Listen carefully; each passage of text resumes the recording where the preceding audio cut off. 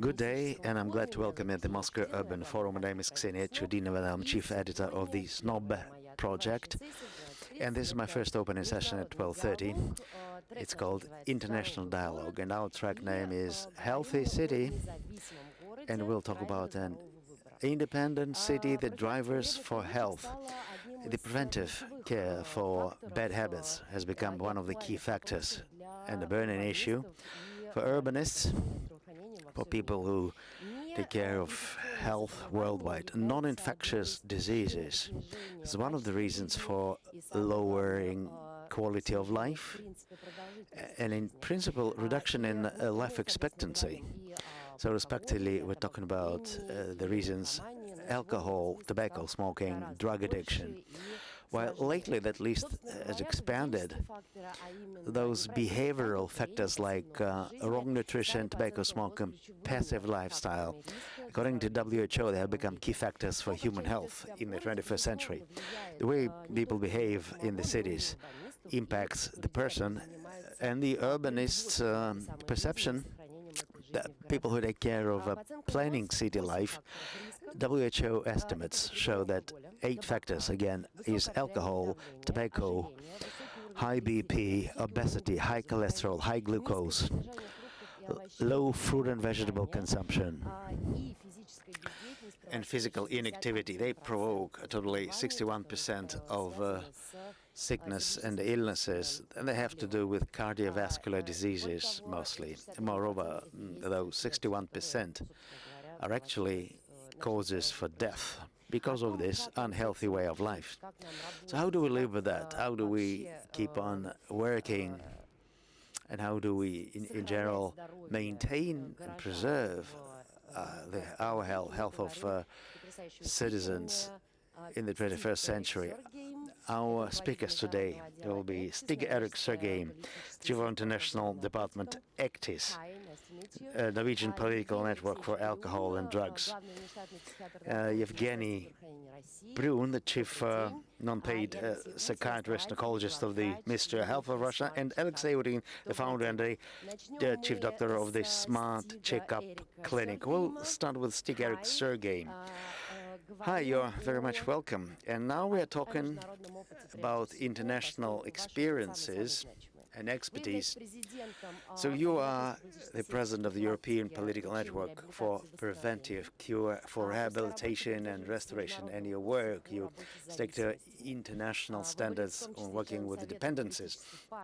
And you were the member of the councils of political parties fighting against drugs and alcoholism. So please tell us, what is the strategy adopted in Norway, and what is the difference between other Nordic countries?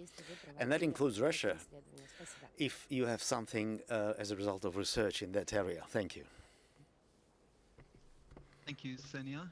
You can hear me? Hi. You can hear me? Yes, of course. Yes. Perfect. I'll just try to show. There it is. Okay. So thank you first of all, thank you very much for the invitation to come and speak here at this conference. As Ksenia said, my name is Stig Sørheim, and I work for a Norwegian NGO, but I'm also been involved in alcohol and drug policy work on the European level. And I'm currently president of EURAD, which is a European drug policy network. We've been around for just over 30 years. We're based in Brussels, and we follow EU drug policy and global drug policy in Vienna. And our role is to advocate for evidence-based policies on prevention, treatment, and recovery. And I will focus on prevention in this presentation. Ksenia mentioned non-communicable diseases in her introduction, and I think that's the key here. Even though we're in the middle of a pandemic, the big picture is still that the global burden of disease has shifted from communicable diseases to non-communicable diseases. And alcohol is one of the 4 leading risk factors for non-communicable diseases, along with tobacco, unhealthy diet, and physical inactivity. And alcohol and drugs is a particularly large risk factor for relatively young people from the age of 25 to 49 years old. So this is it is normally a very healthy part of the population, but for this group, alcohol and drugs is a big risk factors. Alcohol is actually the number 1 risk factor for this age group, for death and disease. There is, of course, a need to expand access to health services, to provide treatment for those who are sick, to provide maybe even harm reduction services or recovery services. But I think it's important to stress that we can't treat our way out of this problem. We need to address the problem before it becomes urgent, and that means prevention and also early intervention when people start before the problem has grown too big.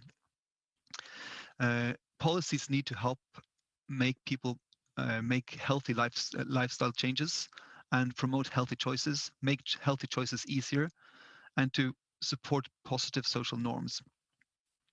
And again, prevention cannot prevent all problems, but we can at least flatten the curve, as we say when we talk about the epidemic that's going on in the world right now. We can reduce the number of people who need treatment. We can reduce the number who develop problems.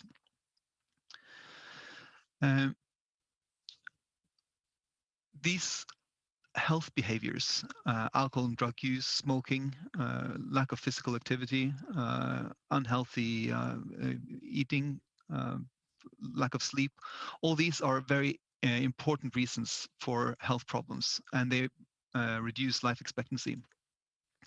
And many of these health behaviors reflect individual choice. But I think it's also important to stress that the environment where the individual makes his or her choices influences the choices. We tend to choose that which is possible, that the things that are pleasant, cheap, legal, available, popular, and socially acceptable. And we tend to do like the duck in the picture, who looks at the flamingos around him and raises his leg to behave just like the people or the birds around him. Many unhealthy habits, such as alcohol and drugs, unhealthy foods and gambling, appeal to the limbic system of the brain. That is the part of the brain that deals with emotions, motivation, and pleasure. And this means that all these habits have a potential for excessive use and addictive behavior. And many of these behaviors are driven, at least in part, by commercialization of harmful products. So we have alcohol industry, we have gambling industries, we have tobacco industries, we have fast food industries that provide the goods that drive these epidemics, and that's why some people have called these epidemics industrial epidemics. There are 2 sort of main types of preventive strategies. One is based on the individual. We want to teach people how to handle risk factors. We want to inform them, make them aware of problems, teach them how to handle them. These prevention strategies are usually quite politically popular, but the evidence shows that the effect is, I'm not saying there's no effect, but there's limited effect. And it also seems to increase social inequalities in that some groups of the population are more willing and able to adjust their behaviors according to recommendations. The other strategy is to reduce exposure to risk factors. So that means, for instance, reducing access to tobacco, reducing access to alcohol, making adding taxes to unhealthy products, all these regulatory measures that are used in public health. These are not always politically popular, but the evidence tends to say that it's more effective and it also impacts all social groups. When the World Health Organization outlined their strategy on non-communicable diseases, they pointed out 3 best buys in prevention. And by best buys, they mean the policy measures that have the most effect and the least cost. And the 3 best buys are taxation. So that means regulating economic availability, regulations on sales. So that means regulating the physical availability of unhealthy products, and regulation of marketing, which has to do with the social and cultural acceptance of products. Because marketing, of course, attempts to make products socially acceptable and popular. Environmental prevention strategies is a relatively new concept. It's been promoted by, for instance, the European Monitoring Center on Drugs and Drugs Addiction. And these are strategies that aim to change or influence the environment in which we make our choices, or lifestyle choices. So that means providing economic incentives, like the WHO mentioned, taxes, legislations that make substances more expensive. It means regulating availability. That makes substances more difficult to get. It means that you're not exposed to them constantly when you go to the store, when you go to parties. It means that you don't have to make a conscious choice all the time. If the product is around you all the time, you have to make a conscious choice all the time. If you have a bowl of chocolates standing on your desk all the time, you're always confronted with the possibility of taking a chocolate. If you have to go out to the store to buy the chocolate, then you're much less likely to do so. And environmental prevention strategies also address social norms. So what is expected behavior? What is acceptable behavior? Is it okay to drink during the day? Is it okay to drink at work? Is it okay to drink when you're hanging out with friends? What do your friends do? What norms do society impose on you? What do you see in movies? What sort of messages do you hear in music? And the environmental prevention strategies can also address the design of the environment. For alcohol, it could be, for instance, how big are the glasses that sell when you sell, or bottles when you sell alcohol? How much alcohol is in the drink? In other areas of public health, it can be how do you design public spaces to encourage exercise? So all these are environmental prevention strategies. And I think also we need to remember that the choices that we make, particularly when when you look at drugs and alcohol, are often made in what you can call hot situations where you're not necessarily reflecting or thinking too much. You tend to do what your friends do. If your friend passes you a joint of cannabis, then it's much easier to just do like your friends. You don't always think things through. So that means that when we look at prevention, we need to both look at teaching the individual how to handle risk factors, but also shaping the environment to protect the individual. And my final slide. One of the examples of the environmental strategy is what's sometimes called the Icelandic model. Iceland 25 years ago had quite high rates of alcohol use, daily smoking, and drug use among young people. And they initiated a process or a model to prevent adolescent substance use. It was a multi-component strategy. One of the key points was that they did data collection on the local level, so they can inform the local communities about the situations in their community. And they also involved the communities, the local politicians, parents, to find solutions to the challenges they were facing. One example would be, for instance, that the local parents agreed on some common rules for their young people, for young people.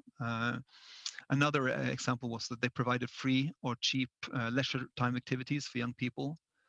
And also there were quite restrictive legislation on alcohol and drugs and tobacco.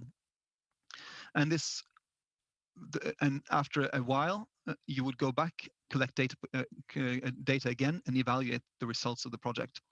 And one of the striking findings is that alcohol, drug and tobacco consumption went down quite a lot in Iceland. So that is one example of an environmental prevention strategy. And if you're interested, you can read more about this on planetyouth.org. It's been implemented in more than 50 cities in over 20 countries. So that was my presentation. Thank you very much for your attention. Здравствуйте, слышите меня? Hi. Thank you so much. It was very impressive. Поразительно, что речь Well, it was very important. We were talking not about behavior, but also about changing economic models. That's very interesting, and we'll talk about that definitely a little later with Evgeny Bryun. But I have now a joint question to you, Stig, and to Evgeny at the same time. So, Evgeny, despite our discussions today, and we're talking about non-infectious, forget about pandemic for a while, what shall we actually do to regulate the relationships in between the citizens, their relationship to the addiction and drug abuse issues? So my question directly to Evgeny Bryun, if I may, on pandemic conditions right now, and how do we cope with the challenges of addiction and abuse? So what's going on today in health protection in big cities? That's an important issue. So after Evgeny, I will ask Stig to respond to the same. Thank you. Well, I'm prepared to introduce our materials on today's topic. When we talk about society health, we understand that this is a two-way traffic situation. There is a responsibility area of the city managers, city leaders, in setting up conditions, preconditions for healthy lifestyles. And on the other hand, the responsibility of the citizens to support and maintain their personal health. So from the viewpoint of narcology and generally addiction, the personal responsibility is not always so evident. So one of our objectives, and that includes management and medical personnel and preventive planners for this risk behavior, is to communicate to every citizen those specific risks that could be faced with excessive alcohol consumption, drug consumption. The toxic load on the body of alcohol, tobacco and drugs is great. We understand that about 2% of population with free alcohol sales will suffer from alcoholism with psychic disorders. We also see and expect that about 30% of population are smokers. And we expect that about 1% of population have experience in drug use. So all that combined creates an environment of deteriorating public health. So the objectives we face within state policies in health protection is trying to reduce the demand for alcohol and other psychoactive substances that will improve general demographic situation, life expectancy, death rates, and setting up a common prophylactics and preventive environment. So that's my topic. So the city of Moscow in the last 10 years, since the establishment of certain technologies of operations here, it is represented as a certain circle, series of technologies, including primary preventive measures, and that includes mass media, conferences, seminars with large groups of employees, workers, where we explain the problems and the consequences of substance abuse. And then the secondary preventive measures, which has to do with early detection of individuals with abuse, alcohol or drugs, social therapeutic intervention is what we call it. A certain type of motivating interviews, person by person, with the purpose to explain the danger of abuse. There's a certain problem that the harm, the damage is not always immediate or is not always evident. Mostly those risks are delayed, and that will be shown in the next few years or so. So for every person, those risks are not evident. So one of the objectives here is to try to explain to an individual that the risks are actually immediate if you are abuser of alcohol or tobacco. Tobacco may be delayed, but it is still very much immediate with drugs and alcohol. And then when we detect that there's a certain sick process, if you are an addict, what we call in Russia a narcology disease, then there will be a certain motivation interview to try to include the person into rehab program. And then the technology is rather simple. There are certain medical programs, including somatic disorders concurrent to an addiction, psychiatric, psychopathological issues that arise, psychotherapy or rehab programs. So what's important is that we managed to achieve in Moscow. We actually set up a therapeutic subculture as an alternative to a subculture of drug and alcohol. So Moscow has seen an establishment of a large group, a social stratum of people who have experience of recuperation, recovery, a healthy change, and they help to disseminate or proliferate their experiences among the people that we involve. So based on this ideology, we established a certain structure over the narcology service of the city of Moscow, and that includes all the subunits here needed for early detection, preventive measures, propaganda of healthy lifestyles, and that includes scientific research, monitoring services, expert societies, therapeutic societies, both hospitals and daycare centers. The result of that performance in the last 5 years, the results are represented here. We have managed to ease it up a bit, both on drug addiction and alcoholism. Here are some improvement figures. Year 16 up to 11 months of 2020.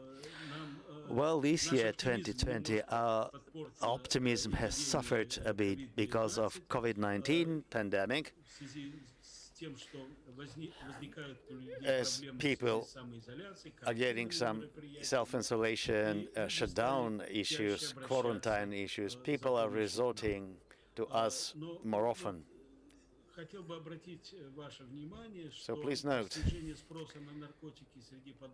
that the drop in demand for drugs among youngsters, 15 to 17 years old, year 10, the drop was 10%. With the people of at least singular experience. In the year 19, this is just a split percent. So you've seen that this is quite a good result this proliferation figure has dropped a lot. So I believe this has to do with the fact that number of addicts, and this is a rather delayed response, delayed reaction, and the number of sick persons is also showing reductions. And psychosis events figures are also going down.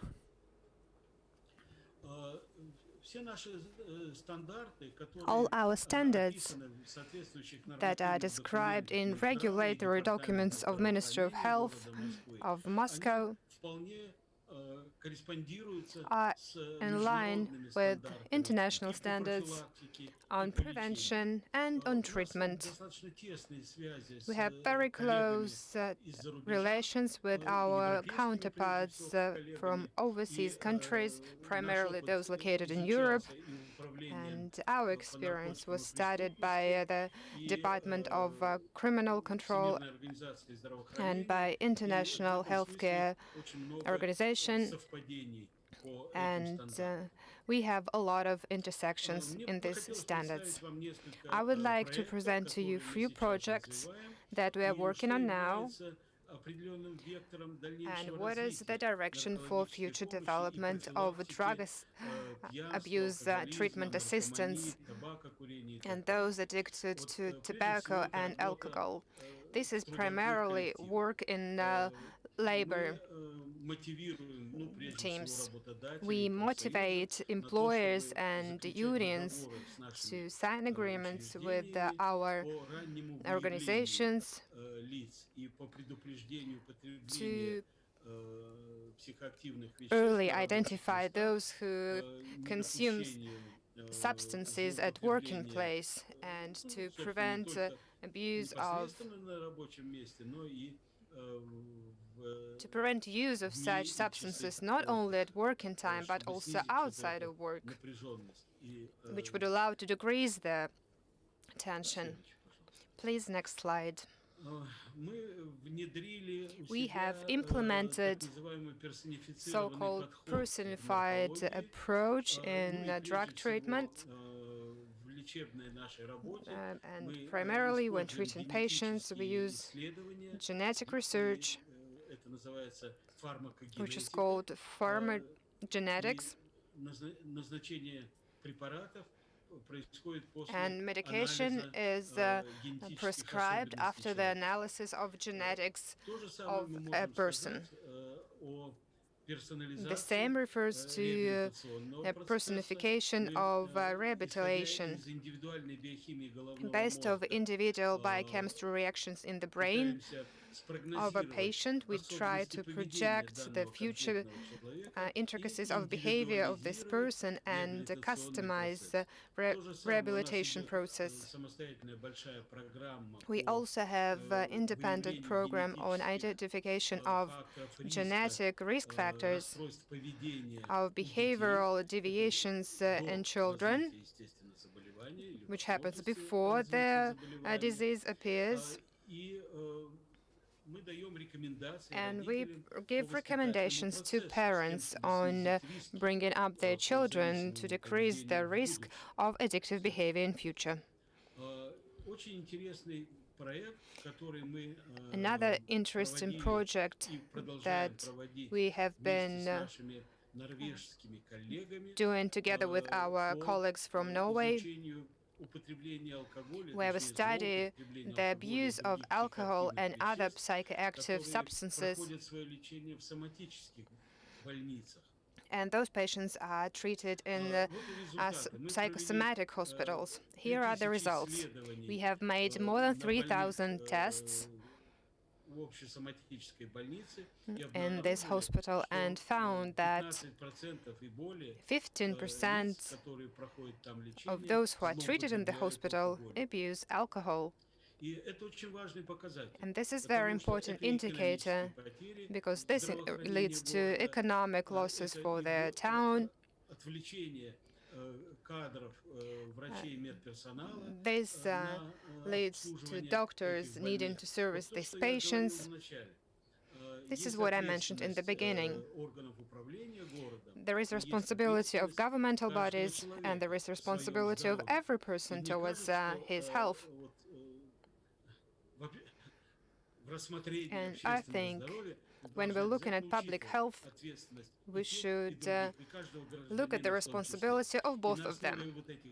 And based on this data that we receive, we made motivating interviews and intervention to decrease the tension. And 6.3% of blood tests that we researched demonstrated that a number of patients use drug or some medicine that should be prescribed by the doctor, which worsens the disease. According to direction of Mr. Sobyanin, the mayor of Moscow, and our Scientific Applied Center of Drug Addictions, we organized a reference center to monitor use of psychoactive substances. This was done in Russia for the first time. And the work of this center allows us to identify new drug substances and swiftly monitor the drug situation in Moscow, primarily because we get for the expertise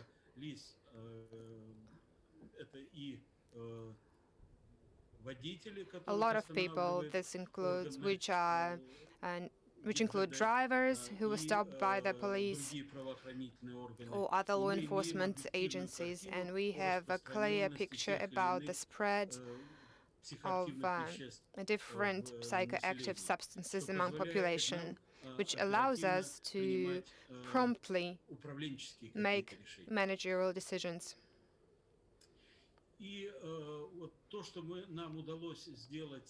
And what we managed to do in Moscow was done for the first time in Russia. So we organized a drug checkup.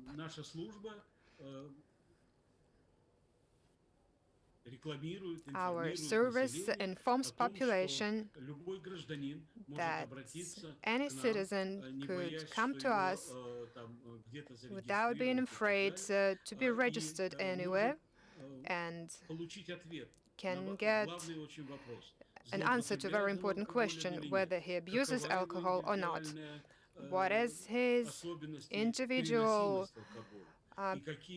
reaction to alcohol? What harm alcohol could cause him? We also have special markers for abuse of alcohol, and we can give good recommendations in this regard. Besides, some people who could be interested in this, we also can make genetic research and tell this person about their risks regards addiction. We have a special free contact number, and any Moscow citizen can use it and get recommendations from us. Ksenia, I would like to ask you to switch on the video. Yes, sure, we will do it.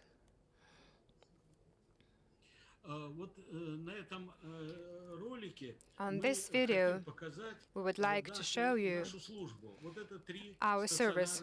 These are 3 inpatient facilities for 3,000 patients. In every district, there are 11 outpatient branches that patients could go to. Plus, we have 11 offices for medical testing, 3 centers of prevention, including prevention of smoking, and we have a children's center. We have reference center for monitoring, and we have a psychology service, out-of-town rehabilitation center, children rehabilitation center. And what is important, I would like to draw your attention to the fact that we have more than 1,200 volunteers and self-assistance groups who work sometimes on a weekly basis, sometimes on a daily basis. And this, I would like to add that we have a mobile brigade that helps in difficult situations in somatic hospitals, in both hospitals, to provide assistance to patients who are not in our inpatient facilities, but are in patient facilities of the town. Thank you very much. I will be happy to take your questions. I thank you for your presentation, but I see the difference in approaches in Norway and in Russia. And do you see the difference? Do you see this difference? First, I would like to ask Stig to comment on your presentation. Erik? Yes, Erik? hi. Yes, you can hear me? Yes, I think the description of the services in Moscow is very comprehensive. Of course, when I spoke mostly about sort of population-based prevention, of course, we do have some of the same services, not as comprehensive as in Moscow, but many of the same services are of course available in Norway as well. We have. I mean, we've had the study you referred to about patients in hospitals was a joint project with Norway, and the results from the study show that alcohol is a huge issue among patients in hospitals in both countries, in both cities. So we have some of the same challenges. I mean, the structure of the system is slightly different, but we have the same services, the same type of services in primary care, in hospitals, and in treatment facilities, both inpatient and outpatient treatment facilities. So I think there are a lot of similarities. I think that perhaps the biggest difference, I think, it seems that you have a very good monitoring system to track developments. So that's I think that's sounds very impressive. Thank you. Честно говоря, ровно это и хотелось бы узнать. This is exactly what I wanted to know. Can police stop a driver and test them for using drugs? Do you have such monitoring systems for your citizens? Yes, we can stop drivers and test for alcohol because that's technically easier. We can also we also use saliva tests. You know, you can use your spit and analyze that to detect illicit drugs. So that's a possibility. I think it's the technology on alcohol testing is much better, so it's easier to test for alcohol. If there's a suspicion of driving under the influence of drugs, then they would have to take blood samples. So first they will perhaps spot strange driving or risky driving, and then stop the driver, look at him, see if he seems intoxicated. If he seems intoxicated, they will take a saliva test, and if that comes out positive, then they will take a blood sample, and yeah, so that would be the procedure. Okay, поделюсь нашим опытом в России. I would like to share our experience. In Russia, the driver may be driving normally, but he would be stopped just for regular checking. So we have these special campaigns where people could find some drug addict or an alcoholic at their will.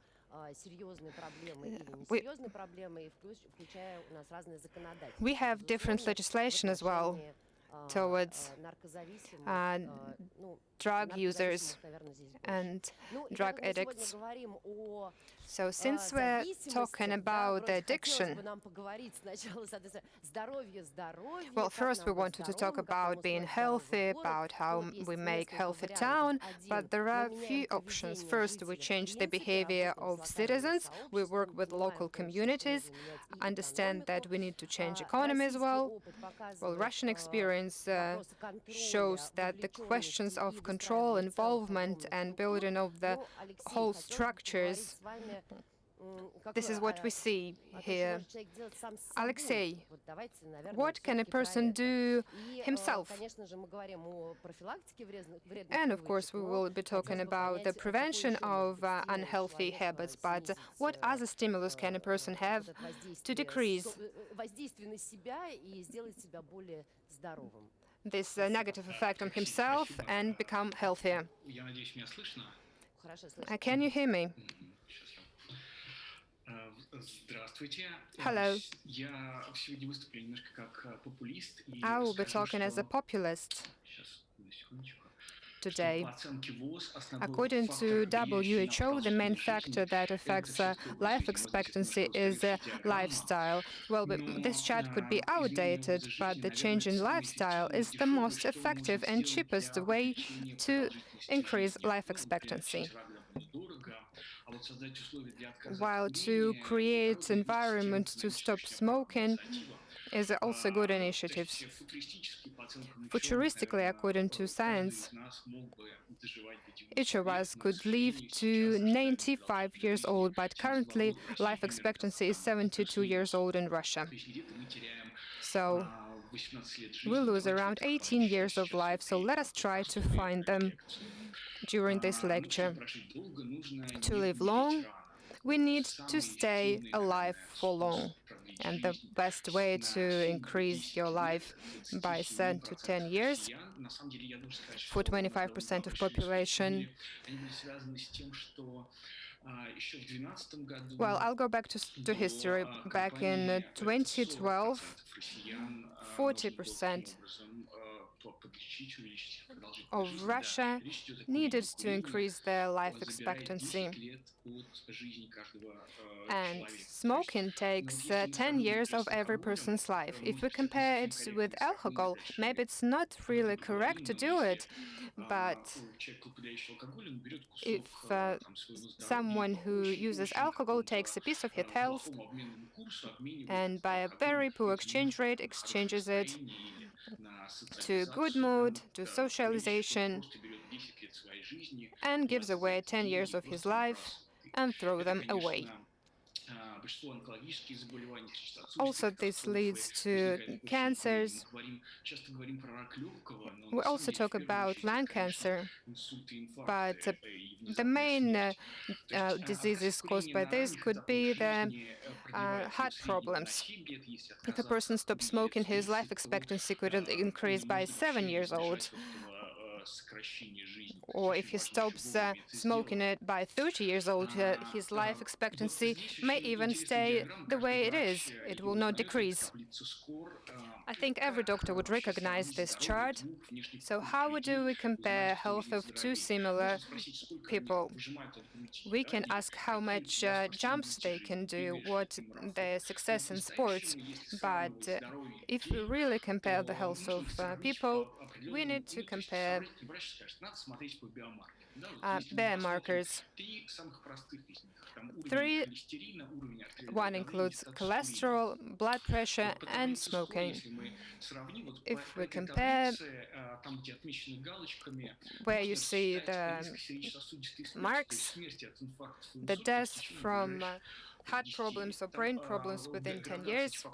Here we can see the ranking of these factors. The darker the color, the higher the risk. And we see that the risk of a smoking person with high cholesterol level and high blood pressure, the risk to die from heart problems is the same as a 65-year-old man with normal cholesterol and normal blood pressure. So the difference in life expectancy is 25 years old, based just on these two factors. There are other factors, of course.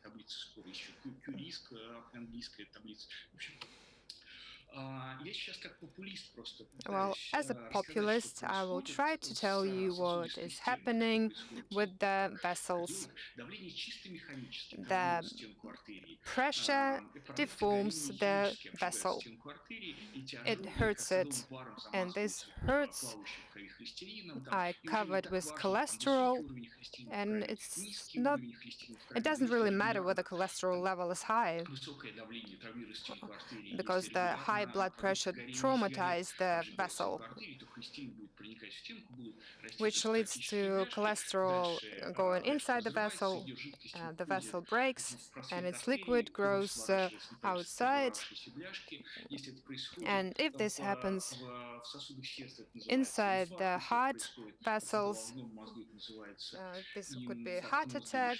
If it happens in brain, this would be a brain problem. These are the main reasons of death of Russians and of people all over the world. Let us talk about addiction. According to this research, if a person at the age of 50 starts taking anti-high blood pressure pills, his life expectancy will increase by 5 years. And we do prescribe such pills. However, if a person stops smoking at this age, his life expectancy will increase by 7 years. Well, in Russia, doctors don't talk that often about the importance of stopping smoking. Doctors should tell that there are strategies to stop smoking, such as blockade or special therapy, or work with receptors. There are medications and strategies, and they will increase life expectancy even more. So what we see now is, please stop smoking. This is what the doctor says. You can follow the link and find the calculator that calculates how much life is taken by certain addiction. It looks scary, but they're not comparable with social role of alcohol abuse, because alcoholism leads to killing, to fightings. And if smoking kills people aged 40 plus, then alcohol kills young people predominantly. The problem of alcohol addiction is very serious in Russia. We need adequate therapy of different states, such as depression. In Russia, unlike other countries, visiting therapist is extremely stigmatized, which leads to the fact that most Russians are treated with recommendation as get a hold of yourself. So we need programs of social adaptation.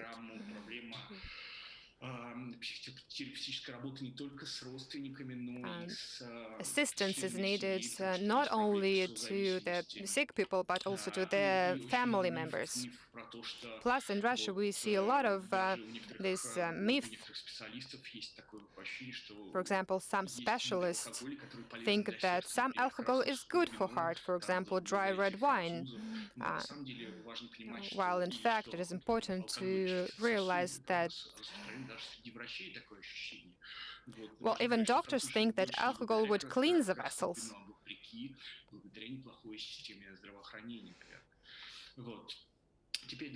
Now,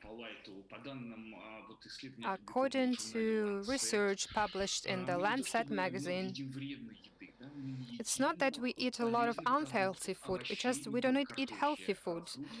The only vegetable that we eat is usually potato. So we need to make fruits and vegetables cheaper, make them more preferred product for all population, including poor population, so that they would get used to eating healthily, like in Korea people. We need to understand that it's not only the physical activity is useful. For example, when you have been sitting 8 hours, the physical activity will not mitigate those consequences that a person would see after 8 hours of staying at your seat.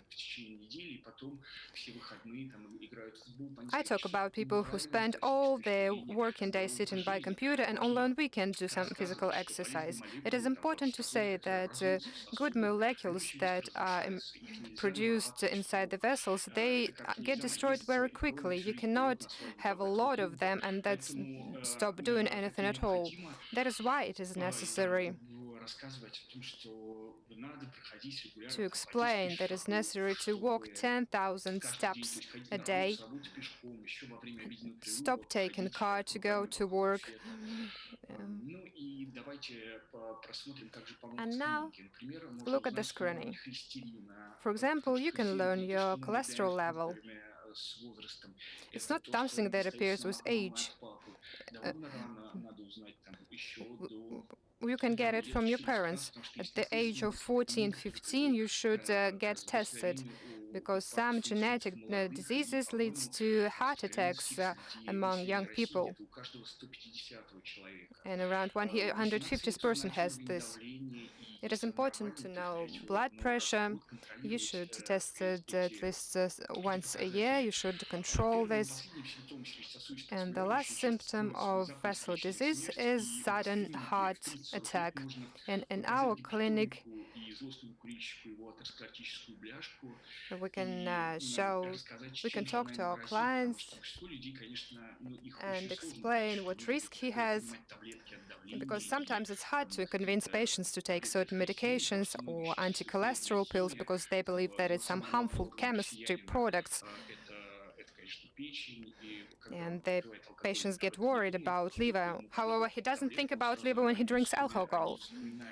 But when you give him a pill, he comes up with this idea. And plus, we need to educate people that therapy is okay and leading healthy lifestyle is a good thing. And talking about checkup, it is important to say that some approaches are wrong. For example, some people believe that the less you know, the better. This is what we say in Russia. And they believe that the best way to check your heart is to have a cardiogram. However, we know that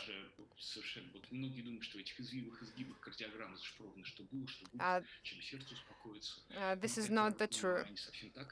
This is not the case. Sometimes you can see good results just 2 hours before heart attack. And there are other ways to learn about your heart. You can talk to your doctor to ask your cholesterol level. And additionally, sometimes when people have too much tests, they become too anxious. And they start finding too much other things that really don't affect their life expectancies. So people should be making only those tests that could identify diseases that affect life expectancy. This is basically everything I wanted to tell you about. Thank you very much. Thank you so much. I liked it very much.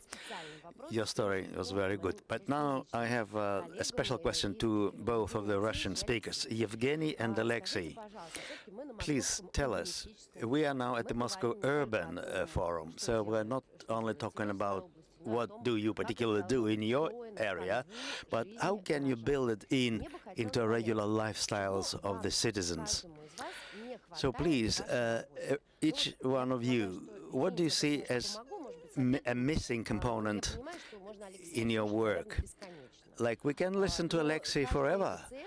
He's very informative, but every patient, Moscow plus suburbs, over 15 million people, so they cannot all visit Evgeny. It's a matter of coverage in media. But anyway, my question is, what is missing in your performance, in your operation, to make our citizens healthier?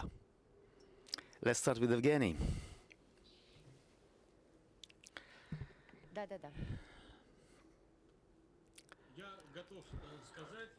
Well, I'm prepared to tell you that I don't see my presentation. I still see Alexei's presentation, but I can still tell you that I was talking today about the responsibility of different stakeholders, different parties in this public health process. So what is missing today?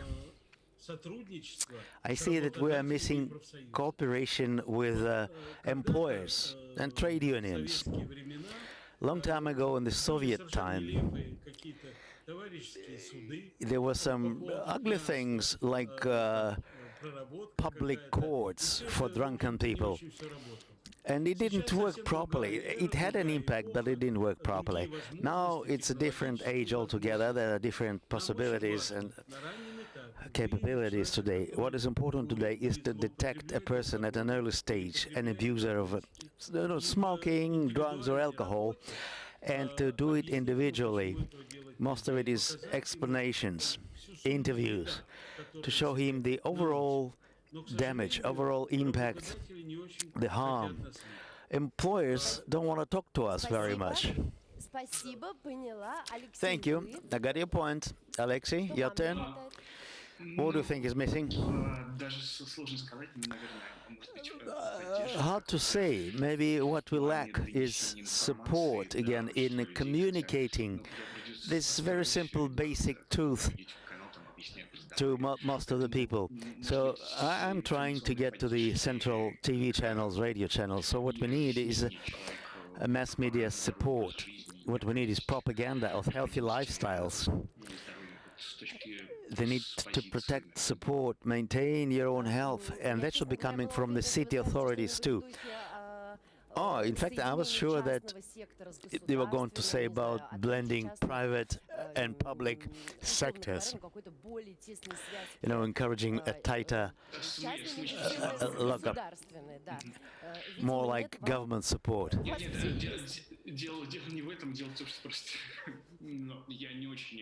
No, the point is, I'm not very good in commercial issues, so I was not going to talk about joining forces of the private and the government sector. No, Stig, please, what are you missing? What do you see is missing in making your population healthier? I think there are a couple of challenges. One of them is that a lot of these unhealthy behaviors give us rewards in the short term. We like the feeling we get when we eat sugar. We like not having to get out of the sofa. We like the feeling of a slight buzz when you drink some alcohol. These are I mentioned the limbic system of the brain. These behaviors hit the limbic system of the brain, the reward center, the feeling, the emotions. So that means that we have we are exposed. We are at risk of falling into a pattern of unhealthy behaviors, and the way that we organize society influences on that. Aleksei mentioned obesity. It's not that people now all of a sudden have decided that we want to sit still a lot and not move about. It's that society has changed. We have cars that take us from A to B. We have we sit by the computer all the time. A lot of our spare time activities is online. We socialize with friends online. So there are a lot of things that sort of tempt us to not be physically active. There are a lot of things that tempt us to eat unhealthy foods, and we also have, as I mentioned, an industry that lives off selling these products. And I mean, it's not. I'm not saying it's an illegitimate industry, but we need to be aware that these industries are providing substances or foods and lifestyles that may be unhealthy in the long term. I think that is one of the challenges that we face. How do we balance the regulation of these industries with the economic life of society in general? So I think that's for me, that is one of the basic challenges. какой хороший. Видите, следующий шаг, он... What a good answer. See, the next step is in probably economic regulations, including industries. So maybe on a closing note, a good closing note, but there's no time for that. We have exhausted that. So I suggest that after we're finished, everybody get off their chairs, get a walk, get some exercise, propaganda of healthy lifestyles. Thank you so much. We had Stig, Sørheim, Evgeny Bryun, and Aleksei Utin. They have joined us today. Thank you so much. Stay with us. Stay with us. Moscow Urban Forum will help you again. Thank you.